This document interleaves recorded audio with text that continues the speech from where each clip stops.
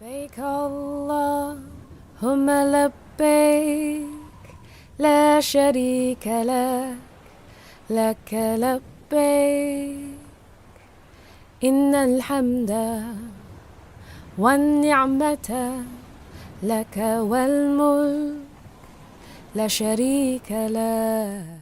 Habíamos quedado en el Ghazali en el tema de la arrogancia.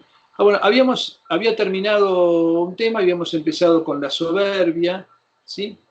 Y ahora habla acá de los distintos grados de arrogancia o soberbia, sobre quiénes ejerce y cuáles son las consecuencias que tiene. Dice, debes saber que hay distintos tipos de arrogancia, unas más graves que otras, y se divide en 3 grados en razón de aquellos contra quienes ejercen. Contra Allah, contra los mensajeros o contra las criaturas.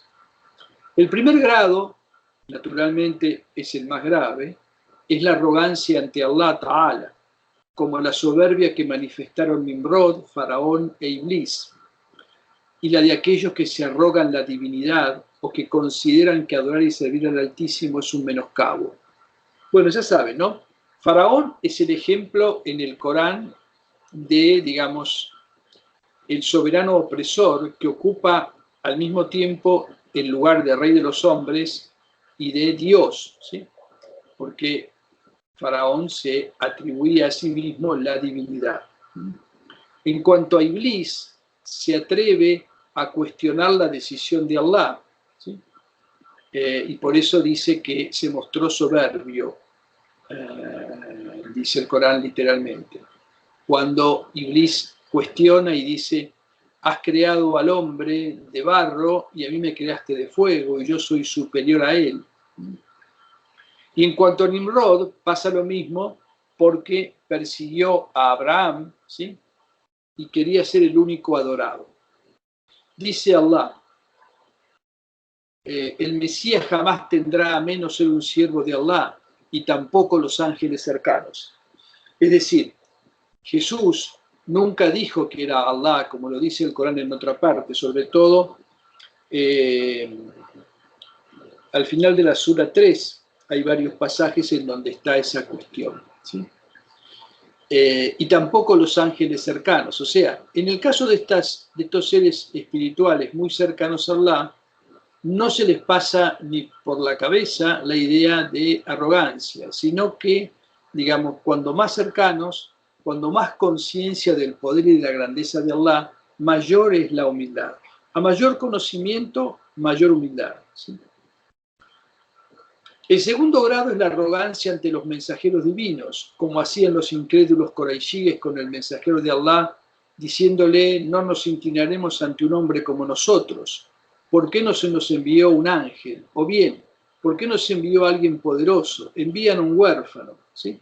Estas son todas cosas que están en el Corán, ¿sí? Que le cuestionaban al profeta y decían, no, él es un hombre como nosotros, que venga un ángel, ¿sí? O que venga, aparte, ¿cómo se designa para esta función a un huérfano?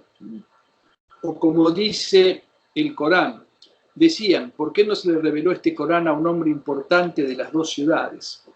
O sea, se oponían a Allah a través de sus enviados y mensajeros, considerándolos indignos de esa función, porque los evaluaban en función de su poder mundano, sea de su linaje, de su riqueza, de la importancia que tenían en sus sociedades. Pero claramente Allah Ta'ala no elige a sus enviados sobre esas pautas. Lo que hace Allah es elegir y preparar los corazones más puros para esa función, que generalmente está entre la gente más humilde y de ninguna manera entre esos poderosos. Estos arrogantes se dividen en 2 grupos. Un grupo es el de aquellos a los cuales la arrogancia les nubla la razón, impidiéndoles reconocer la profecía, como cuando él dice, apartaré de la fe en mis signos a quienes se llenan de soberbia en la tierra sin ningún derecho. El otro grupo lo conforman quienes sí saben, pero su soberbia les impide reconocer la profecía, como él dice, y los negaron a nuestros signos a pesar de que sus almas estaban convencidas de ellos con injusticia y altivez. Fíjense lo que puede pasar, ¿no? Uno puede reconocer, pero hay un elemento de altivez, ¿sí? De soberbia en el ser humano, que finalmente nos lleva al kufur, a la incredulidad, o nos aparta de la verdad. Por eso esto es una de las cuestiones más jorobadas que hay, ¿no? El tema de la soberbia. El tercer grado es el de quien se exalta a sí mismo y desprecia arrogantemente a los demás siervos de Allah. Esto es lo más común de todo, ¿no? El caso común, o sea, la arrogancia que se ejerce ante los demás. Acuérdense la diferencia que vimos la vez pasada entre la arrogancia o soberbia y la vanidad. La vanidad es como que se autosatisface a sí misma, ¿no? Es la de la persona narcisista que se cree grande y demás, y que le basta con eso. En cambio, el soberbio y el arrogante, como ya vimos, necesita que los otros convaliden eso de alguna forma, ¿no? Respetándolo, considerándolo, saludándolo antes, ¿sí? Escuchando atentamente lo que dice, todo ese tipo de cosas. Es lo que necesita el arrogante. Y si no lo tiene, se pone muy mal y pasa a exhibir eso que tiene en la forma de desprecio hacia los demás. Es el que henchido de soberbia le niega a los demás sus derechos considerándose mejor que ellos.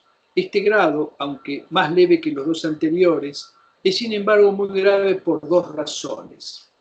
Una de ellas es que la grandeza es un atributo exclusivo de Allah Ta'ala. Acá la palabra kibr, ¿sí?, se puede traducir como soberbia o como grandeza, porque en realidad, digamos, el concepto de soberbia es de alguna manera creerse grande sin serlo realmente.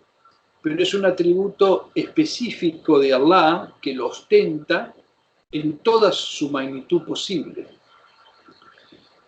La criatura es un ser débil, que en realidad no puede controlar nada de sus asuntos. ¿De dónde habría, pues, de atribuirse la grandeza? Si alguien piensa que es grande, está entonces desafiando a Allah Ta'ala respecto de sus atributos. Sería como el esclavo de un rey que un día se coloca su corona y se sienta en su trono. Podemos imaginar el castigo que le cabría. Respecto de esto dice el Altísimo en un hadith qudsi. Dice Allah Ta'ala: la magnificencia es mi manto y la grandeza mi vestido. A quien dispute conmigo por ellos, lo quebraré. Este es el famoso hadith qudsi, muy importante, que indica que solamente la magnificencia y la grandeza son atributos exclusivos de Allah, digamos. Y que el hombre no tiene parte en eso. Y si quiere atribuir eso, está como compitiendo con Allah. Y no hay nada peor que eso para separarse de Allah. Lo que dice antes del rey me hace acordar una famosa anécdota de Bahlul. Bahlul era una especie de bufón. Parece que existió, pero bueno, hay distintas opiniones. Que se lo ve en la corte abasí, sobre todo en la corte del famoso Harun al-Rashid, que es un personaje omnipresente en las 1001 noches. Un día, Bahlul, que hacía todo el tiempo cosas locas, se sentó en el trono del califa. Entonces los guardias, cuando se dieron cuenta, lo bajaron a los golpes, ¿sí? Y Bahlul se puso a llorar desconsoladamente. Entonces viene el califa y le dice: pero Bahlul, dice, no te golpearon tanto, dice, solamente te tiraron, dice, te golpeaste un poco, ¿por qué lloras tanto? Dice, no, dice, no lloro por lo que me golpearon, lloro por ti, dice. Si yo estuve apenas un segundo y me pasó esto, imagínate lo que te espera a vos que estás sentado ahí todo el tiempo. ¿Está? Bueno, esto es para hacerse la idea que uno se va armando con la soberbia su propio trono en este mundo, en determinados ámbitos, en donde uno es tratado o visto como importante, se lo termina creyendo, ¿sí? Se va hundiendo en eso y cuando le falta es como que se siente mal porque le está faltando algo a lo que su nafs se ha acostumbrado. Y el castigo que le espera después de eso es el castigo que viene después de la muerte, porque ese deleite le va a ser quitado de repente. Bueno,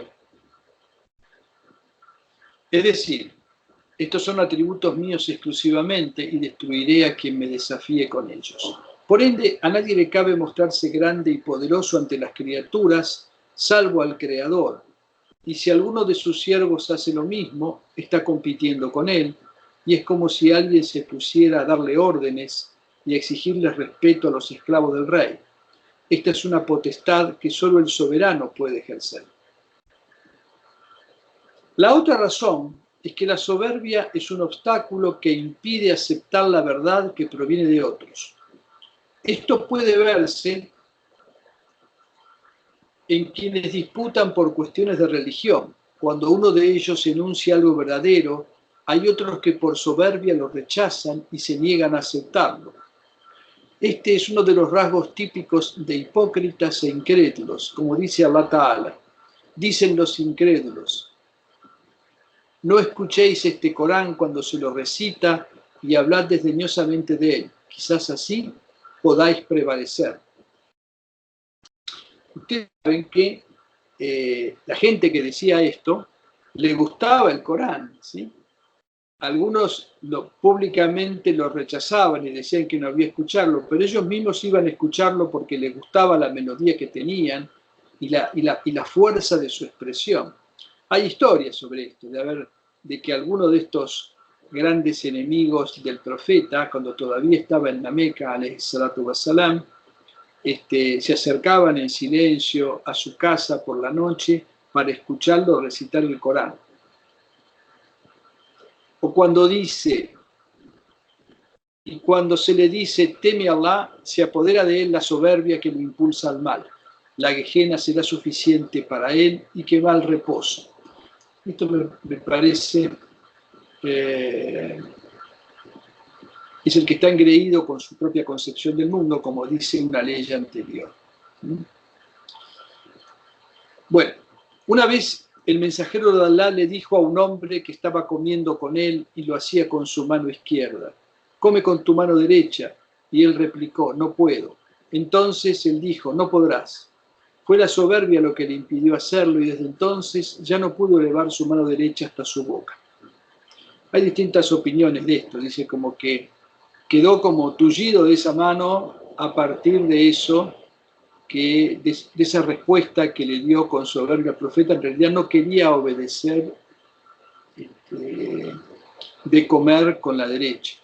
Esto, digamos, hay que entenderlo, que todas estos detalles de adab o de conducta están dirigidos sobre todo a que uno sea consciente de todo lo que hace y que las cosas estén o tengan una jerarquía para nosotros.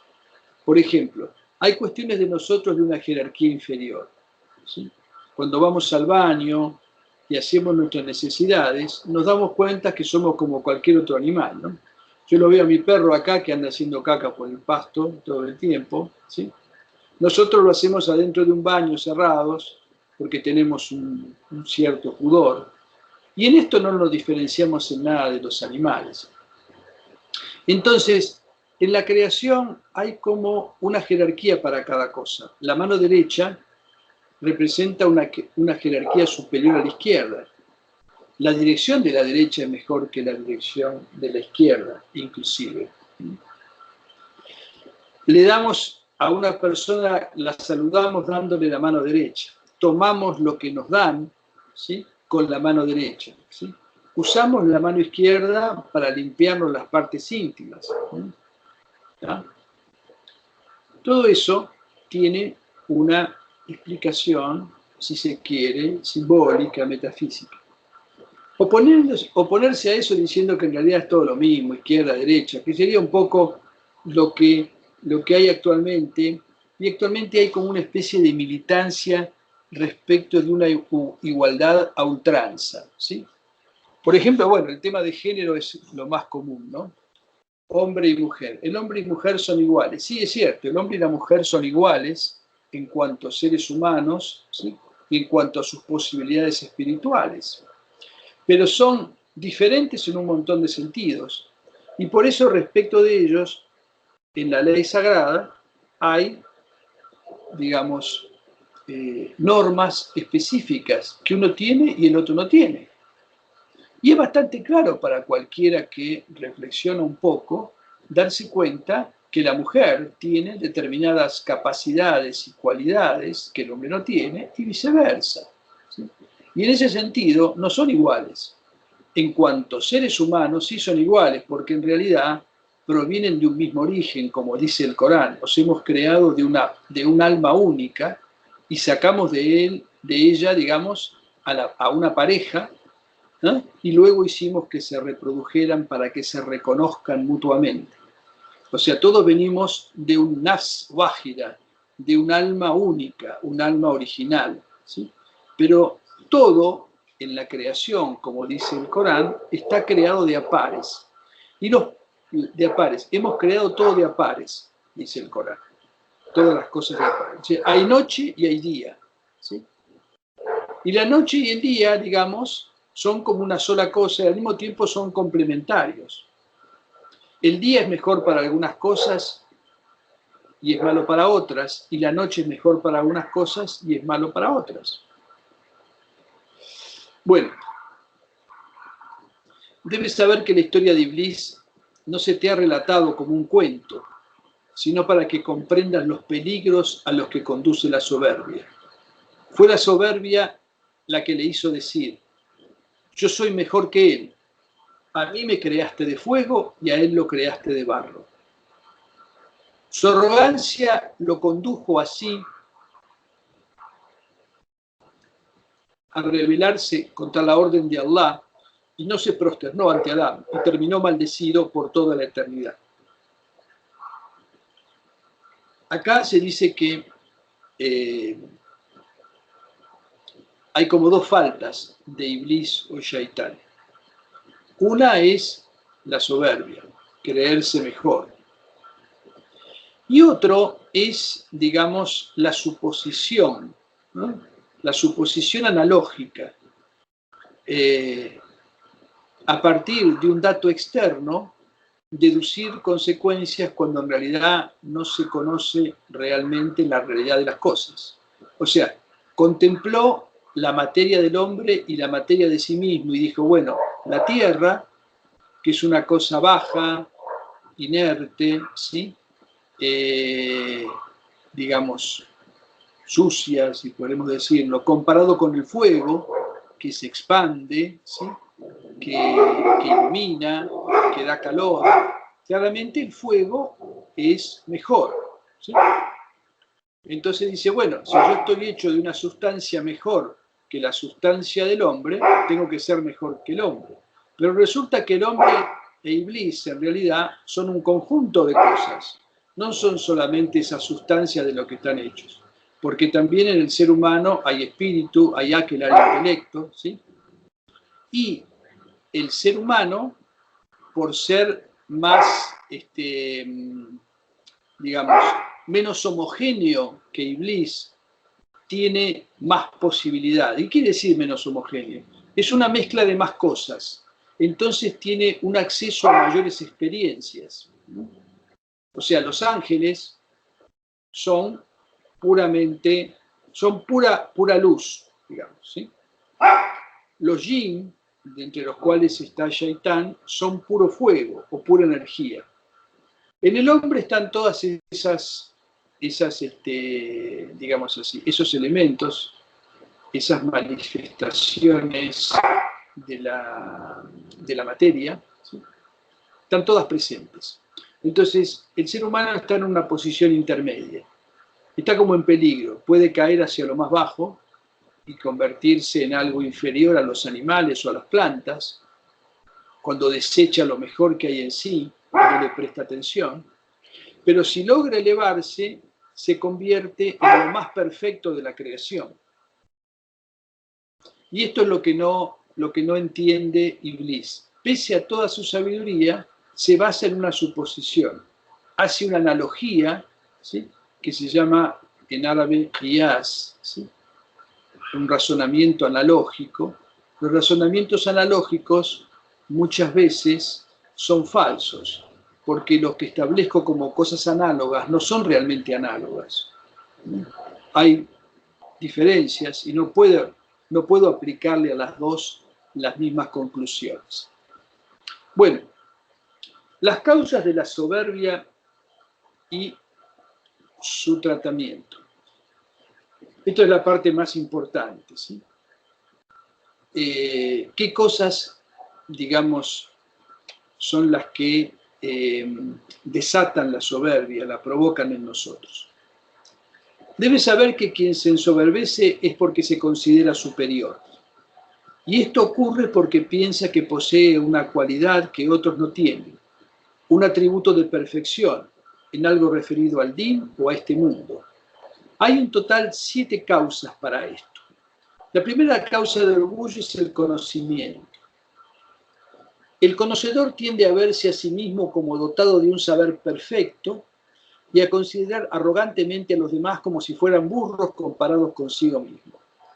Cuando la soberbia domina a alguien así, sus efectos son que espera que la gente lo asista, lo sirva y lo homenajee, y desea que se le dé precedencia en todas las circunstancias.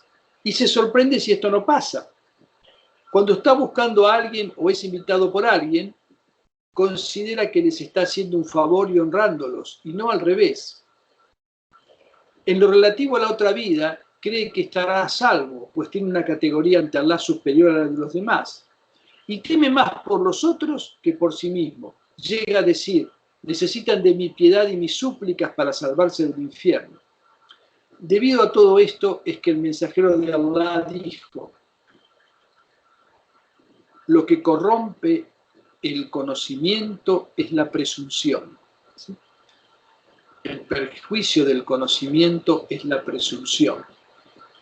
Por eso el conocimiento también es un tema jorobado cuando uno empieza a presumir de él. En realidad, el verdadero conocimiento debería aumentar en nosotros la conciencia de nuestra ignorancia. Cuando uno más sabe, ¿no?, más debería darse cuenta de la magnitud de su ignorancia. Y en realidad el verdadero conocimiento lo debería llevar a una posición cada vez más humilde respecto del saber, ¿no?, y inclusive menos categórica, menos sentenciosa al decir las cosas, etc. En realidad, más que sabio, a una persona así hay que llamarla ignorante, porque el verdadero conocimiento es el que nos permite conocer el peligro que nos acecha en el juicio final, reconociendo que el sendero recto al Sirat al-Mustaqim es muy delgado. Quien no ha comprendido esto considera que está muy lejos de ese objetivo y que seguramente será de los condenados. Teme por su propio destino espiritual y de que su conocimiento sea una prueba en su contra, y no se le ocurre enorgullecerse de nada. Esto es como lo que dijo Abu Darda: en quien se acrecienta el conocimiento, se incrementan también los sufrimientos. ¿De qué conocimiento está hablando acá? Está hablando sobre todo del conocimiento de sí mismo, ¿sí? Porque hay muchos tipos de conocimiento, ¿no? Una persona, por ejemplo, puede tener conocimiento en determinada área y realmente saber mucho, ¿sí?, y estar orgulloso y presuntuoso respecto de ese conocimiento. Pero acá está hablando específicamente del conocimiento de sí mismo y de lo que va a ser su destino espiritual. Quien se conoce realmente a sí mismo y conoce realmente lo que Allah quiere y llega a conocer a Allah, se ve a sí mismo en peligro, ¿sí? Por eso, cuando más conoce, más sufre por los defectos que percibe en sí mismo. ¿no? La ciencia de la cual habla por lo general acá es la ciencia útil, que es la ciencia del conocimiento de sí mismo, del conocimiento de Allah, del conocimiento de este mundo y del conocimiento de más allá, ¿sí? O sea, el conocimiento importante se refiere a esas cuatro cosas. El conocimiento de mí mismo, o sea, quién soy, a dónde voy, ¿sí? Qué camino debo seguir, ¿no? Qué es lo que realmente me conviene. El conocimiento de Allah, o sea, quién es mi Señor, ¿no? Mi Creador, qué es lo que quiere de mí, cuál es mi relación con Él, ¿sí? El conocimiento de este mundo y del otro mundo. Este mundo es en el que estoy, y el otro mundo es a donde voy a ir a parar. Esos cuatro conocimientos son los conocimientos importantes. Después uno puede tener conocimiento de algún arte, algún oficio de este mundo, alguna disciplina en particular, ¿sí? Que está muy bien que la tenga, porque le puede servir como medio de vida o le puede servir para ayudar a otros, etc. En esos conocimientos mundanos, inclusive, tampoco la soberbia y la presunción son algo bueno.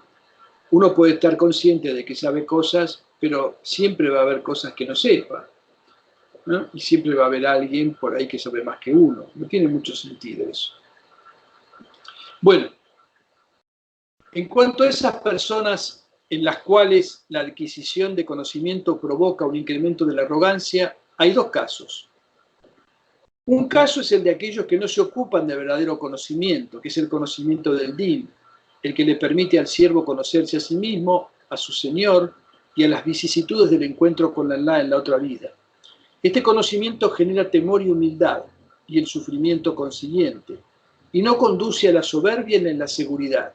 Los otros conocimientos, como el de la medicina, el cálculo, el idioma, la gramática, la retórica, el arte de la polémica, etc., si alguien se dedica por completo a ellos, se llena de soberbia.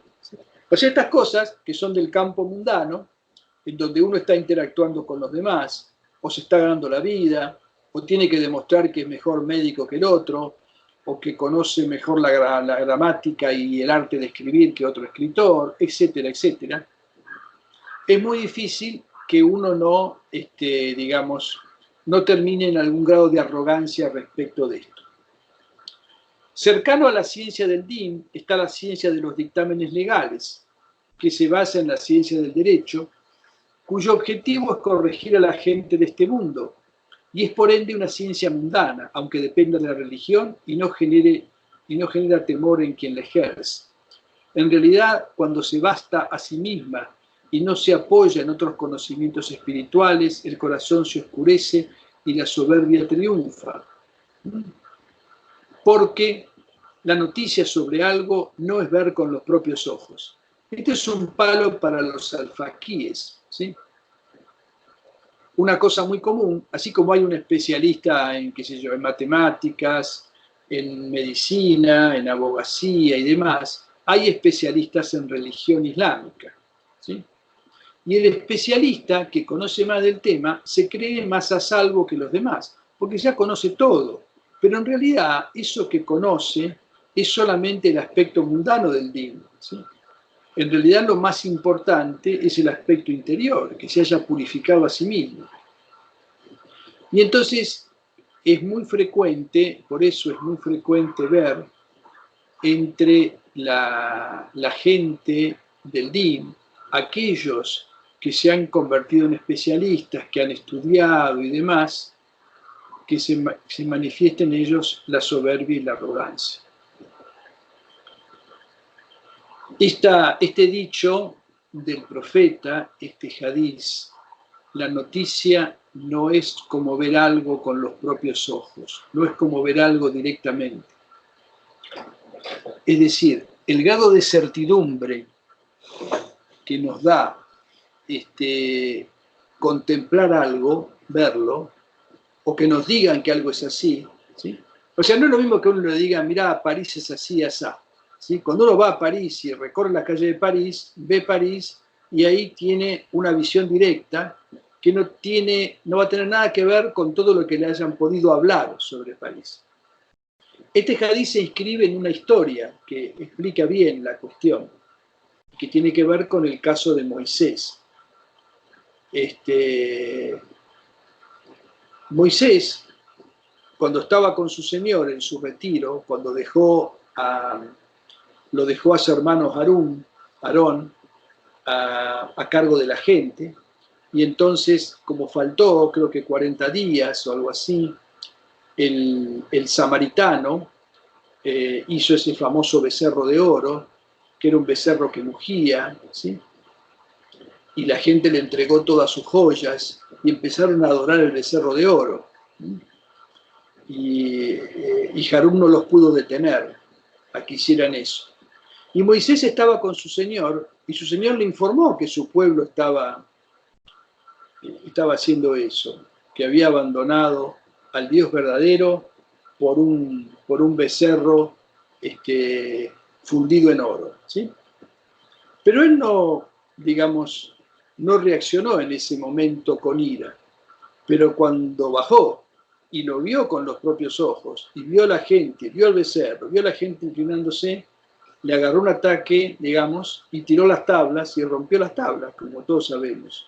Entonces, relatando este hecho, es que el profeta dice, la noticia sobre algo no es como ver con los propios ojos. O sea, una cosa es que uno tenga un conocimiento de la religión y de sus normas, ¿sí?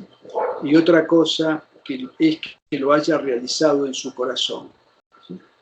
Puede tener mucho conocimiento, pero si no lo ha realizado en su corazón, no lo ha visto con su visión interior, eso en realidad es mero conocimiento externo, y ese conocimiento externo sí está sujeto a la arrogancia y la soberbia.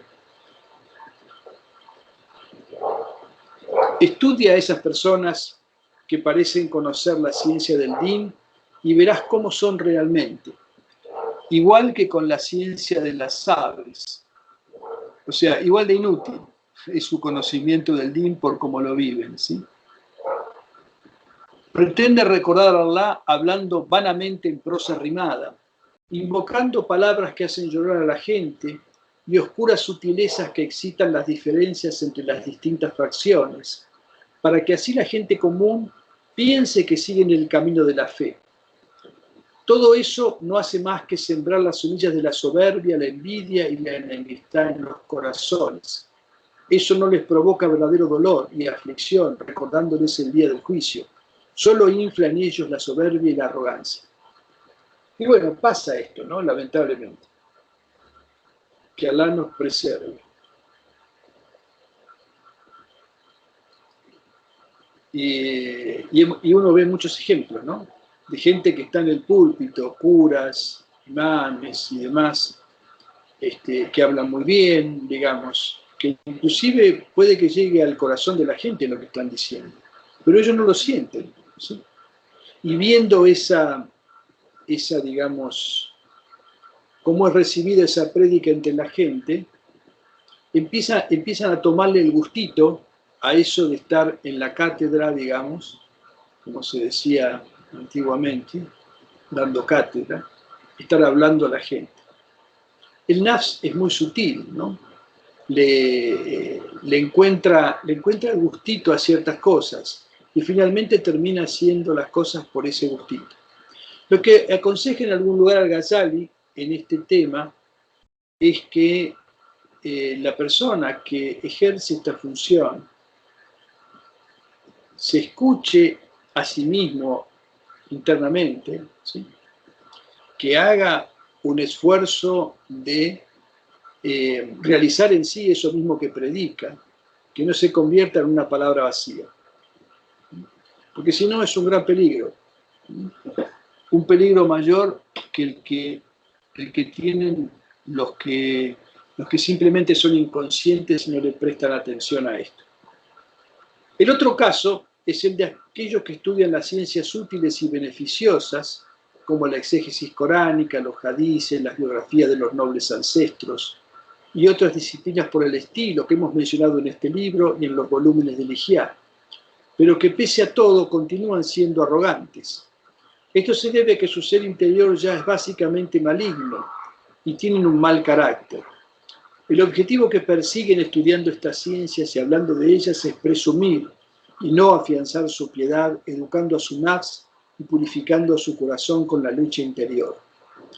Cuando el conocimiento entra en alguien así, adquiere la coloratura de su ser interior. Es como el caso de la medicina cuando llega al estómago. Antes de actuar, cambia según las características que encuentra allí. O como el ejemplo del agua pura de lluvia que cae del cielo y que hace crecer las plantas a las que llega. Si son plantas de sabor amargo, incrementa su amargura. Y si son dulces, su dulzura. ¿Entienden lo que está diciendo, no? La lluvia del cielo, que está mencionada varias veces en el Corán, es la misericordia de los dones de Allah, ¿sí? Esa misericordia, dice el Corán en un pasaje, esa lluvia, corre por los valles según su capacidad, o sea, llega a las almas según la capacidad. Y allí, digamos, produce sus frutos. Si en las almas hay amargura, aumenta la amargura. Si en las almas hay dulzura, aumenta la dulzura. La única manera de beneficiarse de la palabra de Allah, ¿sí? Por ejemplo, de la palabra del profeta, es esforzándose en purificarse interiormente. Porque si no, uno lee el Corán y solamente ve en el Corán amargura. ¿Mm? Y no percibe en él dulzura. Bueno, relativo a esto es lo que relató Ibn Abbas, que dijo el mensajero de Allah. Hay una gente que recita el Corán y este no pasa de sus gargantas, pues no llega a sus corazones. Y dicen, hemos recitado el Corán. ¿Quién hay que lo recite mejor que nosotros? ¿O quien sepa más que nosotros? Luego se volvió a sus compañeros y dijo, esos pueden estar entre vosotros o ser cualquiera de la comunidad. Esos son el combustible del infierno.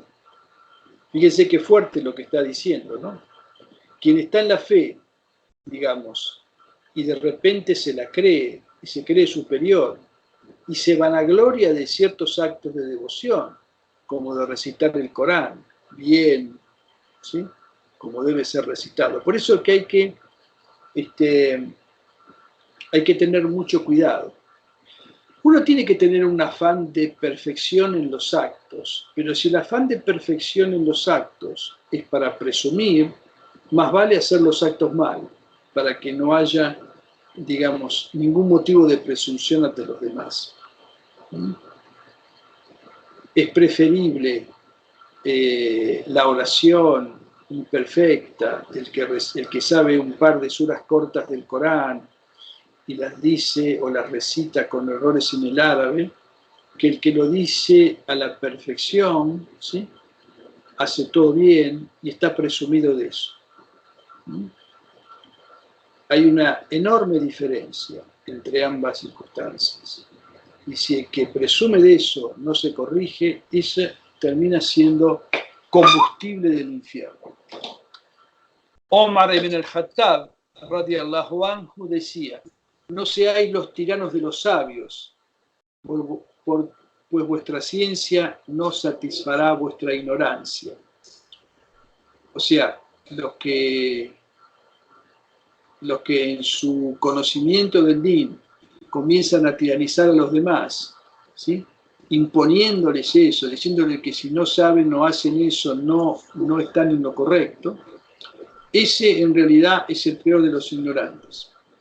Y esa presunta ciencia no les sirve de nada. Y Allah Ta'ala le ordena a su profeta, alayhi salatu wa salam, y baja tus alas con gentileza ante quienes te siguen de los creyentes. Fíjense la expresión que usa, bajar las alas, ¿sí? Nosotros decimos, baja esos humos, ¿no? Como que uno está inflado. Y hay alguna expresión, porque creo que está por acá también, que alguien, creo que fue Omar, cuando Omar era califa, creo que ya lo leímos. Entró un fulano, que era uno de los señores de una tribu, digamos, un tipo muy prestigioso, y entró sacando pecho, como uno se camina, porque ya vimos que hay características digamos, en los gestos, en las actitudes, en la manera de caminar, hay formas que denotan la arrogancia. Y a veces sería bueno, algunas veces Baba lo decía, ¿no? Si a uno lo filmaran, uno pudiera ver su filmación, por ahí sentiría, digamos, como vergüenza ajena. A mí me ha pasado últimamente eso. De repente cuando me escucho grabado y demás, no me gusto demasiado. Por no decir que no me gustó nada. Bueno, baja tus alas con gentileza antes quienes te siguen de los creyentes. Debido a esto, los compañeros estaban en guardia contra la soberbia. Cierta vez, Hudhaifa fue a rezar con una gente y le pidieron que fuera el imán de esa oración. Pero él dijo, elegid a otro como imán, o bien rezad individualmente, porque he visto que mi alma considera que no hay entre esta gente alguien superior a mí. Esto es una cosa que dicen mucho los sufíes, ¿no? Llegar a lo que se llama la estación del perro. O sea, uno no alcanza verdaderamente la humildad, digamos, hasta que no cree que haya nadie, ¿sí?, por debajo de él. O sea, considerándose el más abyecto de las personas. Y eso solamente se logra con un conocimiento de uno mismo, sincero e implacable, ¿sí? Tiene que ser implacable, ¿sí? Uno interiormente, respecto de sus defectos, de sus cortedades, no puede ser, digamos, no puede ser consentido. Puede consentir las faltas de los demás y debe hacerlo, ¿sí? Mirándolo con misericordia. Y una de las formas de hacerlo también es viendo los defectos propios. Si los grandes compañeros sentían ese temor ante ocurrencias arrogantes y soberbias, ¿qué queda para los demás? ¿Dónde pueden encontrarse sabios así en esta época? Está hablando hace 1000 años, ¿no? Al-Ghazali.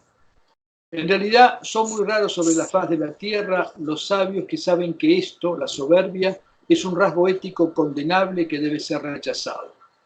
La mayoría son negligentes con esto y presumen arrogantemente ante los demás diciendo, fulano no tiene importancia, no cuenta con mi estima ni merece mi respeto.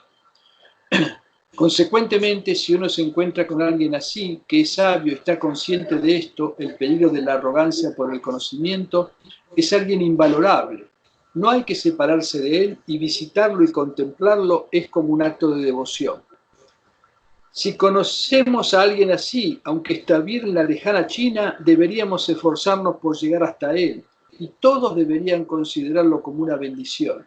Y si no es así, nos queda la esperanza de la buena nueva de la tradición que dice, llegará una época para la gente en la cual quien se aferre a un décimo de aquello en lo que estáis vosotros se salvará. Bueno, este es un hadiz que decimos, las cosas están tan mal, ¿sí?, que cumpliendo con un décimo uno puede aspirar a salvarse. Este dicho, esto lo dice Jesús en el Evangelio de Juan, si mal no recuerdo. Quien siga al final de los tiempos, algo así dice, ¿no?, un décimo de lo que han traído y ordenado los profetas, se salvará. Bueno, no hay pues que desesperarse, aunque ya no se tenga compañía y las realidades del din escaseen, porque un poco en esta era es mucho. La mayoría de los que siguen este camino están solos y su tristeza es doble. Hay que contentarse pues con el din y esperar que sea aceptado, inshallah. Esto de que, digamos, en esta época es poca la gente y conviene que la gente se abroquele en la llamá, en las comunidades, ¿sí? Como dice la sura de la era, por la era que el hombre está en la perdición, salvo los que creen, obran el bien se recomiendan mutuamente o se apoyan mutuamente en la verdad y se apoyan mutuamente en la perseverancia y la paciencia. Entonces, en esta época hay que unirse, como tenemos poco y tenemos muy poca fuerza, la llamada, la comunidad, hace como de arca de Noé, digamos, y nos brinda una protección. Bueno, la segunda causa de orgullo y soberbia, proveniente del din, es el ascetismo y la devoción. El devoto, el asceta y el sufí no están exentos de soberbia, que se manifiesta en que consideran que la gente debería saludarlos especialmente y visitarlos. Bueno, acá está hablando de la soberbia espiritual, ¿no? Porque antes habló de la soberbia del conocimiento exterior del din. Peor que eso es la soberbia del conocimiento interior, ¿no? Ni que hablar. Es una cosa muy, muy sutil que se va de alguna manera como uno empieza a decir, mirá, este no entiende y yo entiendo, digamos. Mirá en la pavada que está y yo estoy en otra cosa. Empiezan esas cosas a darle vuelta en la cabeza, ¿eh? Y es lo peor que puede haber esto. Bueno, dejamos acá y nos vemos la vez que viene. El Islam no es la religión del futuro, el Islam es la religión eterna, es el din de la fitra del ser humano, es el din de los profetas anteriores a Muhammad que dicen en el Corán somos musulmanes. No hay dos din, ¿sí? Hay un solo din que es el din de la fitra, que todos han seguido, aunque después sus disposiciones puedan variar, y es el din que se adapta naturalmente a la naturaleza humana. El profeta Muhammad está claramente definido en el Corán, ¿no? De muchas maneras, inclusive delimitando bien su función. No me animo a definir al profeta, ¿no? Lo han hecho los poetas, lo han hecho los auliyá. Yo creo que la esencia del Nabi alayhi salatu wasalam es que él es la primera luz manifestada por Allah. Es en realidad el alfa y el omega. En realidad todo lo que está por debajo de él es una expresión de su realidad. Por eso cuando le dijo el profeta a Jabir al-Alladi, antes de que fuera creado Adán, ya existía la luz de tu profeta. Y ese es un secreto importante si uno lo medita, ¿no? En realidad, como que toda la creación, todo lo que existe, de alguna manera, está justificado por su existencia. Es simplemente el peso de la fe y el peso de la certidumbre que se ha ido sumando con los años y que me ha ido dando pruebas. Entonces eso sí es lo que me permite ver la enfermedad como una contingencia más de este mundo, digamos, que todos padecen y yo no la estoy pasando todavía por lo menos tan mal en ese sentido, ¿no? La experiencia de la muerte es claramente una experiencia central. Creo que es un hadith qudsi, dice Allah, nada lamento tanto como en ponerle a mi siervo creyente la muerte, porque sé que la detesta. Yo creo que la partida tiene que ser tanto más serena cuanto ha sido la fuerza de la fe, ¿no? Hay una regla de oro que nos explicó varias veces Tosun Baba y que es fundamental. Cuando vayas a hacer algo, fíjate si eso que vas a hacer te beneficia solamente a vos y no beneficia a nadie más. Si es así, mejor no lo hagas. Si te beneficia a vos y beneficia también a otro, entonces sí puedes hacerlo. Y si te perjudica a vos y beneficia al otro y conseguís hacer eso, ese es el grado más elevado. Es el izar, es el altruismo, en donde uno, digamos, entrega su parte de la acción. Yo creo que esa regla de oro es clave para vivir. Si alguien la pone en práctica, realmente alcanza la felicidad. Sacrificarse por el otro, perjudicándose uno mismo, ese es claramente el grado más elevado. Walhamdulillahi Rabbil Alamin wa bihi nasta'in.